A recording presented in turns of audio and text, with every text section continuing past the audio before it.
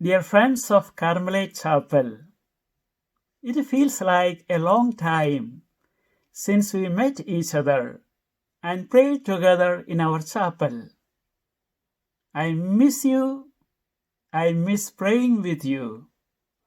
Whenever I came to the chapel, I always saw you praying in front of the crucifix, in front of the Blessed Sacrament, in front of our Blessed Mother, or Sacred Heart, or the image of Divine Mercy, or in front of Saint Therese, or Saint Anthony, Saint Joseph, or Saint Jude. That was such a beautiful experience to see your faith, trust, and devotion. Some of you brought flowers to our chapel. Some of you lit candles in front of the statues. But all of you brought your faith and prayerfulness to our chapel and made our chapel a house of prayer, a house of blessing. That was such a beautiful experience. I miss that experience now. It was such a humbling experience to witness how the grace of God moved your hearts at the confessional, and you opened your heart with such humility and trust. I was very fortunate to witness the merciful Lord embracing you with forgiveness and healing. Every time we celebrated the Eucharist, along with the bread and wine, you offered your lives on the altar, your hopes and dreams, anxieties and fears. And Jesus transformed our experience. The spread of coronavirus has impacted our lives in profound ways. We all go through a difficult time, experiencing fears and anxieties, stress and boredom. We ask how this virus is going to impact my life and the life of my loved ones, when this is going to end. This is the season of Lent.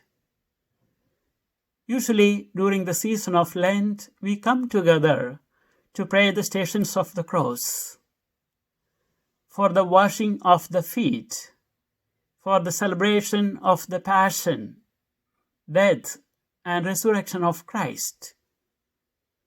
Praying together, celebrating the Eucharist, holding hands, hugging each other during difficult times used to give us a lot of strength and nourishment.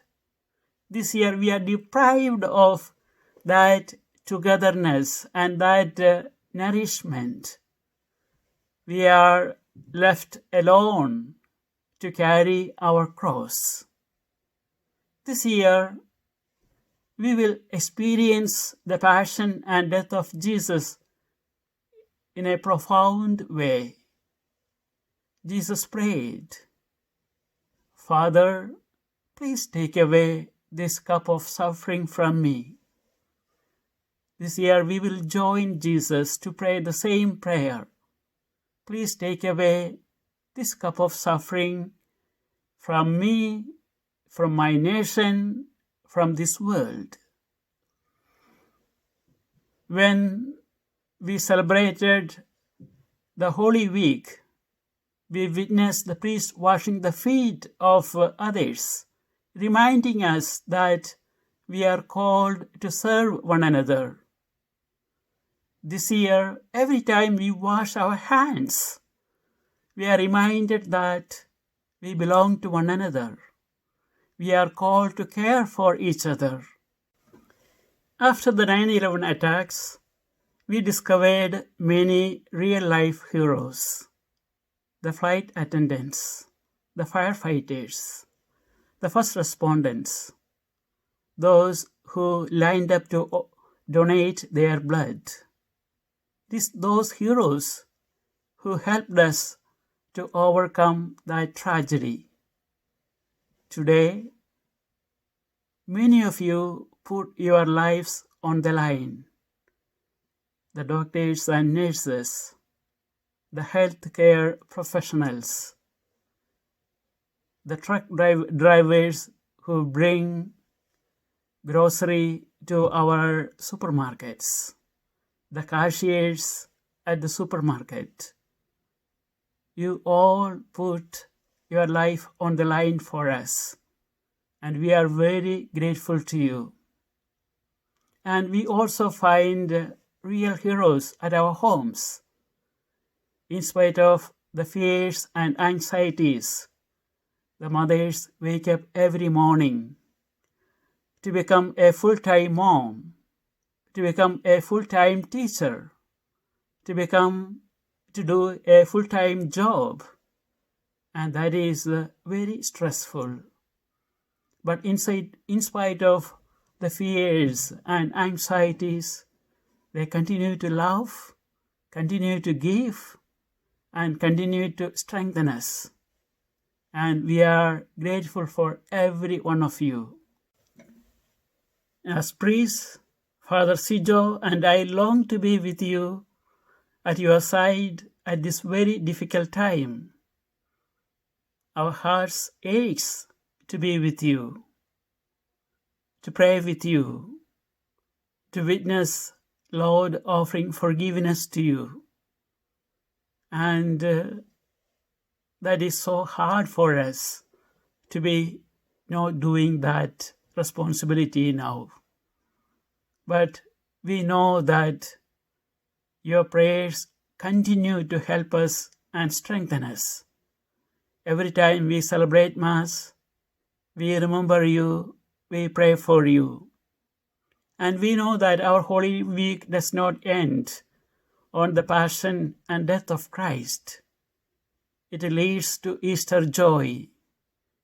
This time too will pass, and the good Lord will offer us hope and healing and strength.